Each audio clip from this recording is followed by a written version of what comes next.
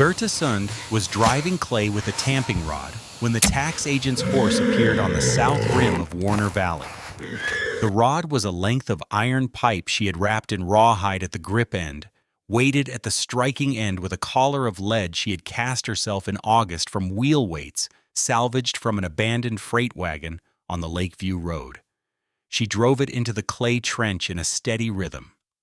Lift, drop, quarter turn, lift, drop, quarter turn, packing the channel walls until they rang dull rather than hollow under the strike, which was the sound that told her the clay had compressed to the density that would hold water without seeping.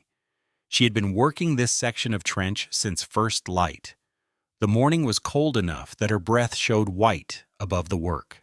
She saw the horse before the rider's face was visible, a gray gelding moving along the rim trail at the deliberate pace of an animal carrying someone who was not in a hurry because time was on his side. Berthe drove the rod 3 more times and then set it against the trench wall and straightened her back. Her son Kalle appeared from the cabin doorway. He was 17 and had her husband Eric's height and his own particular quality of stillness, the kind that looked like patience, but was actually a continuous and very fast assessment of whatever was in front of him. He had been watching the rim trail for 10 minutes before she noticed the horse. "Assessor's office," he said. He had read the saddlebag markings at a distance she could not have managed without squinting. Yeah, same man as August. The man who came in August had been polite in the way that people are polite when they believe politeness costs them nothing and rudeness might cost them something. His name was Cord Fitch, and he represented the Lake County Tax Assessor's Office out of Lakeview, and he had presented Berthe with a document explaining that the Sund claims tax assessment had been recalculated following Eric's death in March, and that the revised figure was due by the 1st of November, or the claim would revert to county land available for reassignment. Eric had died of a chest infection in March. He had been sick since February, and dead before the snow finished melting, and the county had waited 6 weeks after the funeral before sending Cord Fitch and his gray gelding up the Warner Valley Road. Berthe had read the document. He asked 3 specific questions about the reassessment methodology, received answers that told her the methodology was correct and the figure was not negotiable, and thanked Fitch for the ride out. He had looked slightly surprised by the thanks. She had not explained it. What she had thanked him for, privately, was the deadline. A deadline was a measurement. A measurement was something she could work with. She had 2 months and some days between August and the 1st of November. She had the Sund claims savings, which were not enough to cover the reassessed tax figure by $11. She had 40 acres of Warner Valley bottomland, a cabin Eric had built in 1877, a barn with 2 horses and 4 cattle, and a hot spring that surfaced 60 yards north of the cabin in a rocky seep that steamed year-round and ran at a temperature she had measured in September by holding her hand in the flow for 30 seconds, hot enough to be uncomfortable, but not hot enough to burn. Her father in Halland province, Sweden, would have called it a varmkälla, a warm source. He would have looked at it for about 10 minutes and then started planning. She had been planning since April. The trench she was driving clay into ran from the hot spring seep to the cabin's north foundation wall. 60 yards of channel she had been cutting since the ground softened in May, working 2 hours each morning before the day's other work claimed her. The channel was 18 inches wide and 14 inches deep, lined with the gray Warner Valley clay that ran in a seam along the spring's natural drainage path. She had shaped the clay lining in sections, each section cured dry before she moved to the next. The inner surface smoothed with a flat stone until it was as close to watertight as hand-formed clay could be made without firing. Kalle had helped with the digging through June and July, working the mattock while she worked the tamping rod.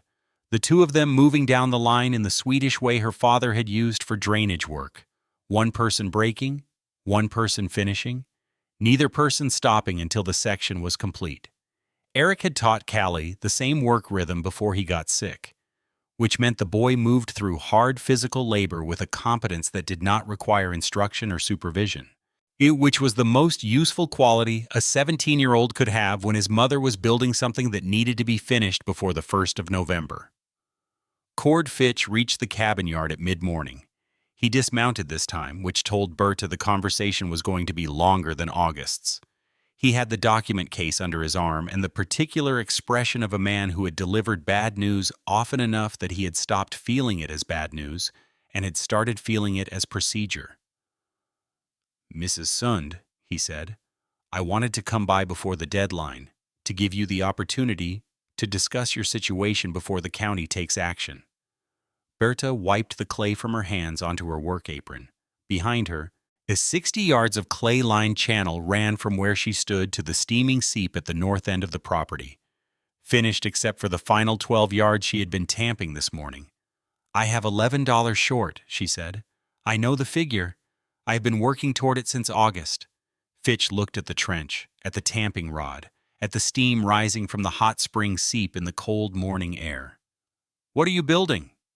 "A heating system," Berthe said, "for the cabin."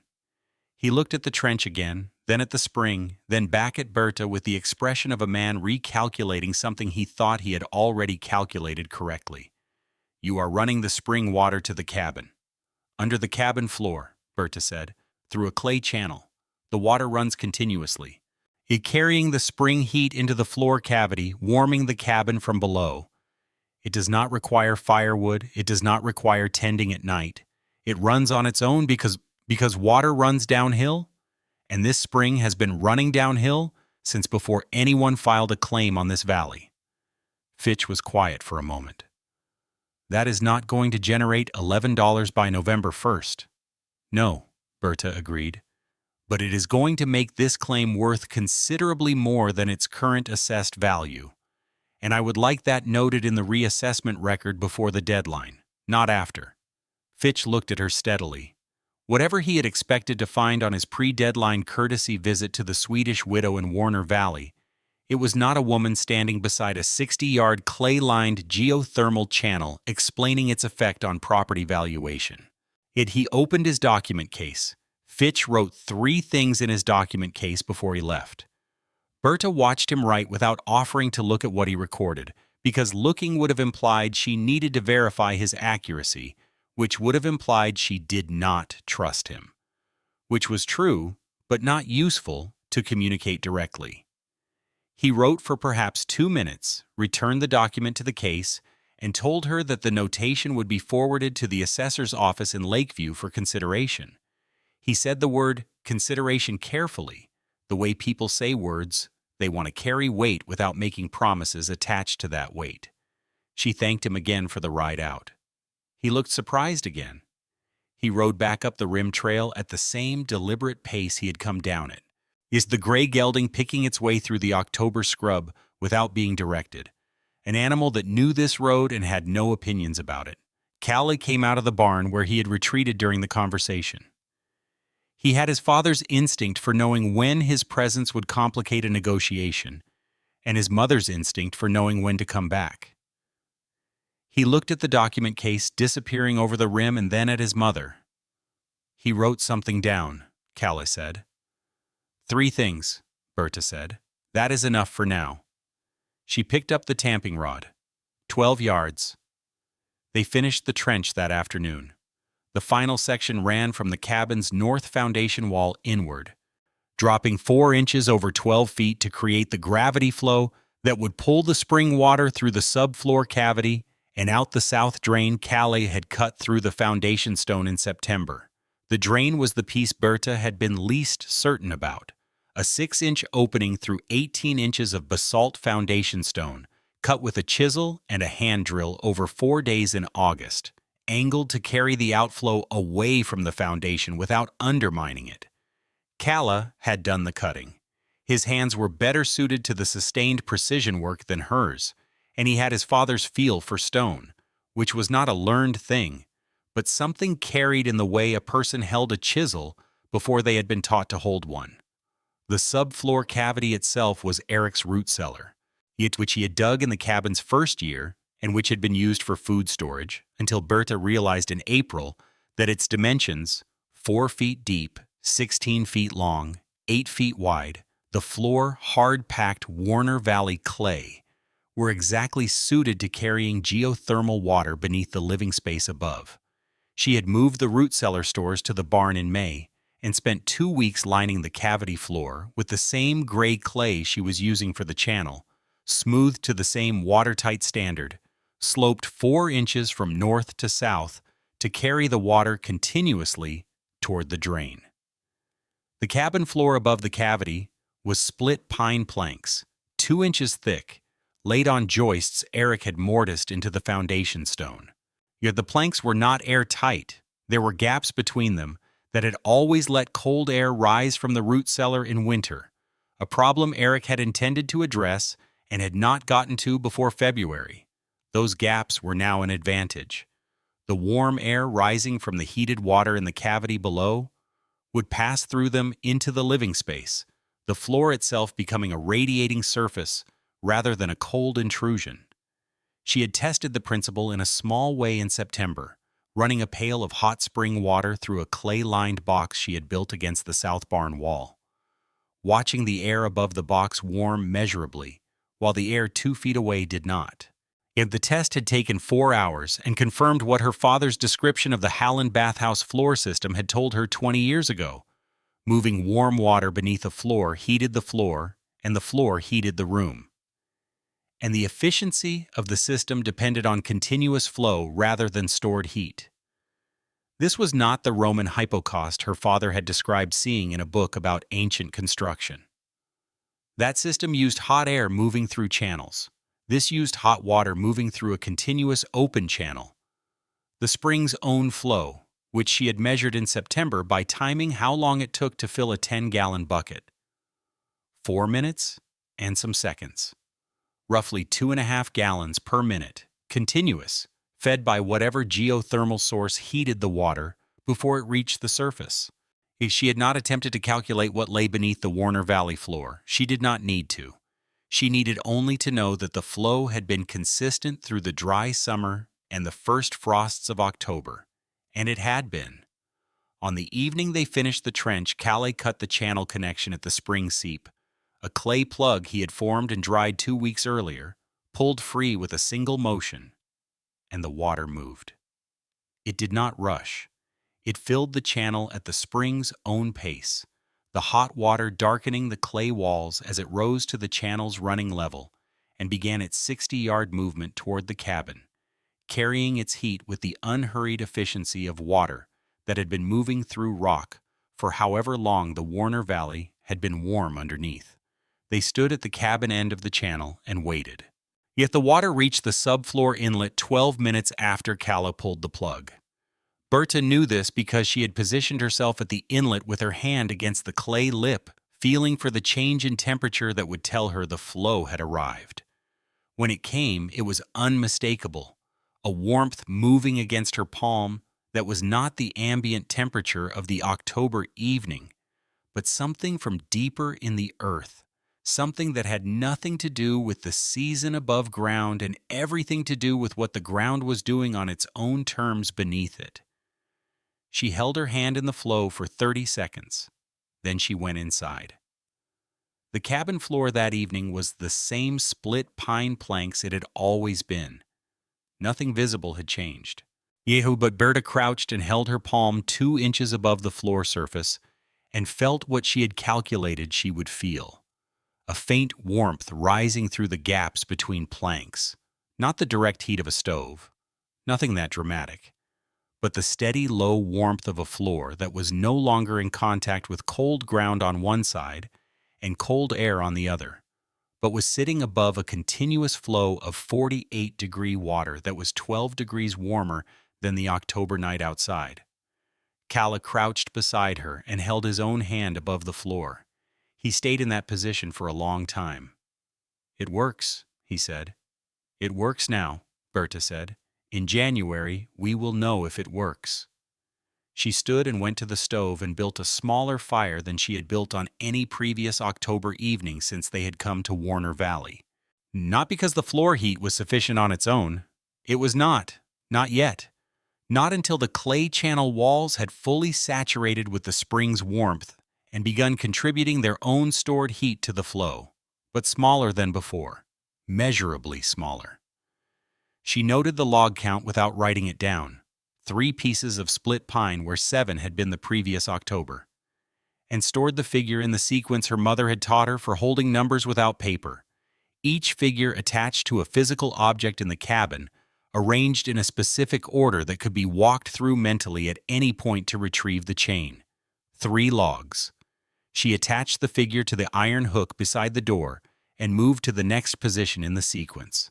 Outside the Warner Valley floor steamed gently at the spring seep, and the same steam it had produced every morning since before the Sunds had filed their claim, and before the county had decided to reassess it, and before Cord Fitch had ridden his gray gelding down the rim trail with a document case and a deadline. The water moved through the channel at 2.5 gallons per minute. It had no opinion about the deadline. It had no opinion about $11 or assessed valuations or the Lake County Tax Assessor's office in Lakeview. It simply moved, the way water moves when given a path and a reason, carrying its heat from wherever the earth produced it to wherever the channel directed it. Berthe banked the stove at 9 that evening and went to bed. She woke at 3 in the morning with the habit of a woman who had been checking cabin temperature at 3 in the morning for 4 Warner Valley winters. She lay still and read the air on her face. Then she got up and held her palm above the floor. The floor was warm, not dramatically warm, not stove warm or fire warm, but warm in the specific way that told her the clay channel walls had begun releasing their stored heat into the flow, the system finding its equilibrium, the subfloor cavity holding a temperature that the floor planks above it were transmitting steadily upward into the air where she stood barefoot on an October night in Oregon Territory. She did not build a fire. She went back to bed and lay in the dark listening to the Warner Valley wind move across the cabin roof, finding nothing below it worth taking. The letter from the assessor's office arrived on the 28th of October. Not a reprieve, not a reduction. It's a request for documentation of the improvement Cord Fitch had noted in his visit record. Specifically, a written description of the heating system's construction and an estimate of the value it added to the Sund claim's assessed worth. The letter was signed by the assessor himself, a man named Harlan Prue, whose signature was the precise controlled hand of someone who had trained himself out of whatever penmanship he had learned as a child, and into something that communicated authority without personality. Berthe read it at the kitchen table with Kalle standing behind her. The floor beneath her feet was warm. It had been continuously warm for 12 days. She wrote back the same afternoon. "You're not in English first, imas." She drafted in Swedish because Swedish was faster when precision mattered and she needed every word to carry exactly its intended weight. And then translated carefully, Kalle, checking her English against the Swedish original for anything that had shifted in the crossing. The letter described the hot springs measured flow rate, the clay channel dimensions, the subfloor cavity specifications, the drain construction, and the temperature differential she had recorded between the cabin interior and the outside air on 3 consecutive mornings using the alcohol thermometer Eric had bought in Lakeview in 1878.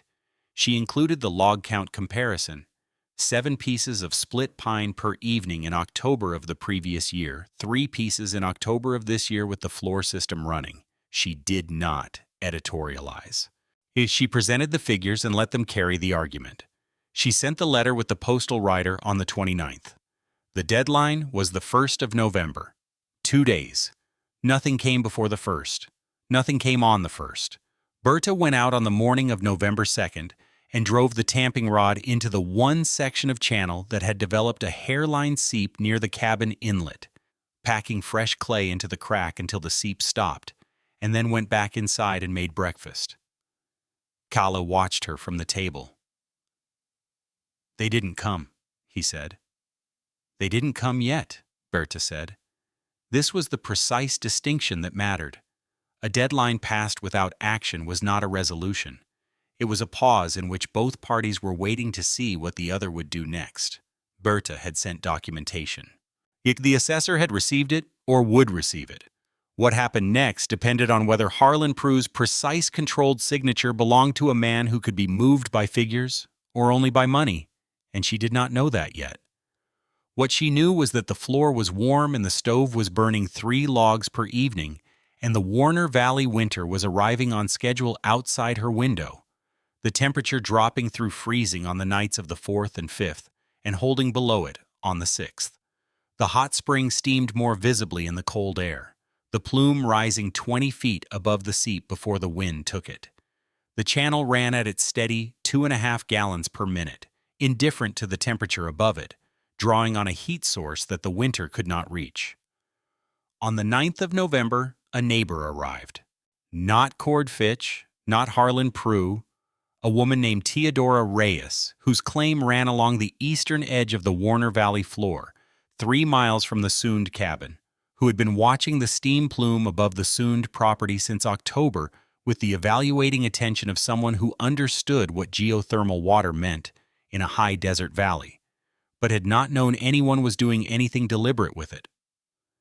She was 51 years old, the widow of a Basque sheepman who had died of a snakebite in 1876, and she had been running her claim alone since then, with a competence that the Warner Valley settlers acknowledged, without discussing, because discussing it would have required them to examine what it meant.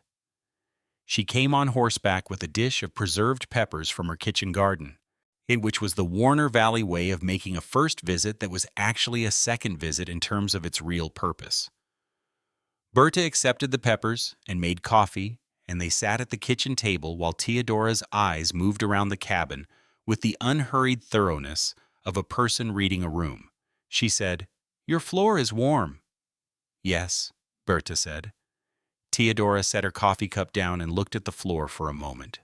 Then she looked at Berthe with the directness of a woman who had spent 5 years making every significant decision alone and had no patience left for the conversational approaches that preceded directness. How warm in January? Berthe told her the figures, the flow rate, the cavity dimensions, the temperature differential she had recorded in November so far. Theodora listened without interrupting, which was the specific quality of attention that told Berthe she was processing the engineering rather than the novelty of it. When Berthe finished, Theodora was quiet for a moment.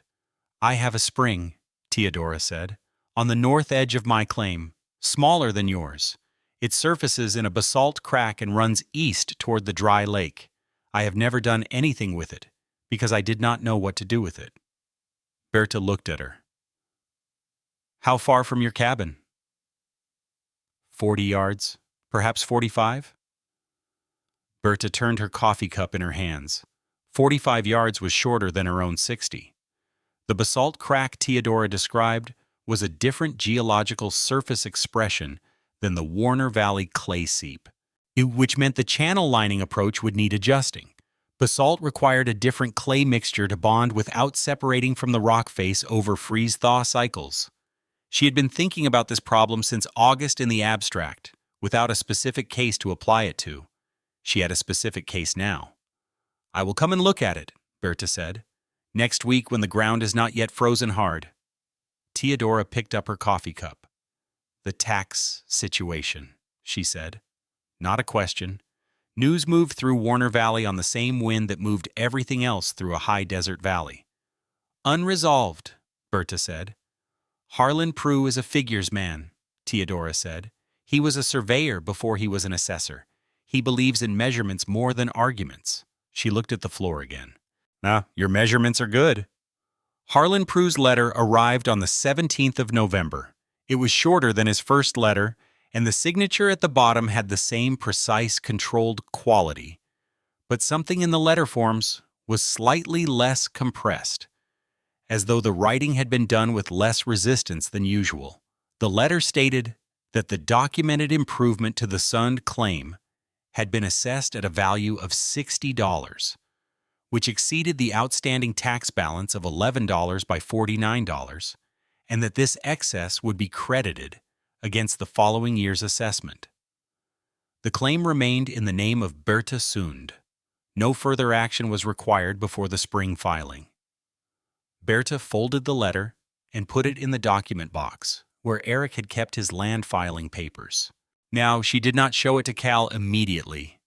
She went out first and walked the channel line from the cabin to the spring, checking each section the way she checked it every 3 days, pressing her palm against the clay surface above the flow, reading the warmth that transmitted through the packed material, listening for any change in the water sound that would indicate a developing seep. Everything was sound. The channel ran clean. She stood at the spring seep for a moment in the November air, watching the steam rise from the water's surface. The cold, the same steam that had been rising from this spot in Warner Valley since before anyone had filed a claim on it, or assessed its value or ridden a gray gelding down the rim trail with a document case and a deadline. Then she went inside and told Kalle. He read the letter twice. Then he set it on the table and looked at the floor with the expression his father had used when a construction problem resolved in the way he had calculated it would. Not surprise, not relief, but the specific satisfaction of a measurement confirmed. He had Eric's height and Eric's stillness, and apparently Eric's relationship with evidence. December came and the Warner Valley winter showed them what it had been preparing. The temperature dropped to 18 below on the longest nights. The dry lake to the east froze to its bed. The rim trail became impassable for 2 weeks in January, when a storm laid 4 feet of snow across the high ground and the wind built drifts against every south-facing surface in the valley. The cabin floor held 46 degrees through the coldest nights. Berthe burned 4 logs per evening in January. 4, not 7. Not the fence posts and furniture that people burned in desperate winters when the wood ran out and the walls gave up, and there was nothing left between a family and the cold, but the decision to endure it. 4 logs. The spring ran at 2.5 gallons per minute through January and February without variation, drawing on whatever the Warner Valley floor held beneath it, giving it steadily upward through the clay channel and the subfloor cavity and the split pine planks into the air, where Berthe and Kalle lived their winter. Teodora Reyes came by in January on the 1 week the rim trail was passable, riding through 8 inches of valley snow, on a horse that knew its way by the ground feel rather than the sight of the road. She stayed 2 nights, sleeping on the cabin's spare bunk. And spent the days with Berthe, working through the channel design for the basalt crack spring on the eastern claim. The clay mixture problem for basalt bonding they solved together on the second afternoon, Teodora contributing a knowledge of Basque stone construction her husband had brought from the Pyrenees, and Berthe contributing the clay chemistry her father had described for Halland province drainage work. The 2 bodies of knowledge from 2 different mountain ranges on 2 different continents meeting on a kitchen table in Oregon territory, and producing a third thing that neither had contained alone. They drew the channel plan on a flour sack with a charcoal stick. Teodora took it home rolled inside her coat. In March, when the ground softened enough to accept a mattock, they built the Reyes channel together. 43 yards from basalt crack to cabin foundation, the clay mixture adjusted for the rock substrate, the subfloor cavity in the Reyes cabin, smaller than the Sund version, but sufficient for the spring's flow rate. Kalle cut the foundation drain.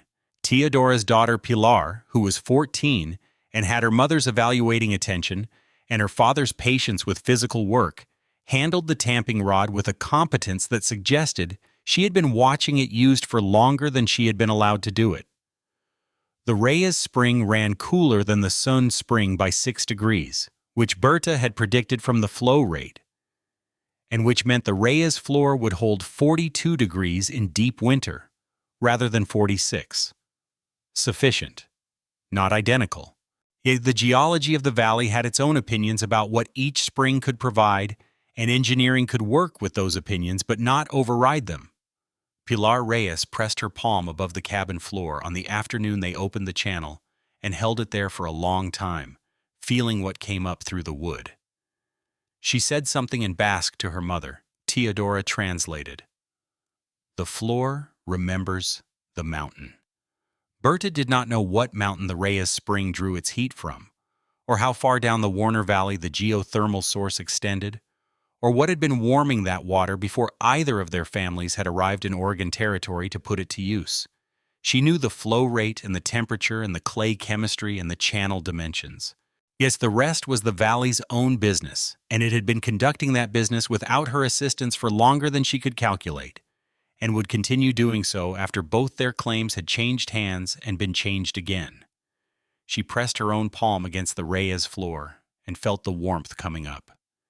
It was enough to know it was there. If Berthe and Kalle's story pulled you in, hit the like button. It tells us to keep these stories coming. Subscribe to Wild West Survival Tales so you never miss the next character fighting to stay alive on the frontier. Drop a comment below. When Berthe and Theodora sat at that kitchen table and solved the basalt bonding problem together, using knowledge from two different mountain ranges, what did that moment mean to you? Because on this channel, the next survivor is already waiting.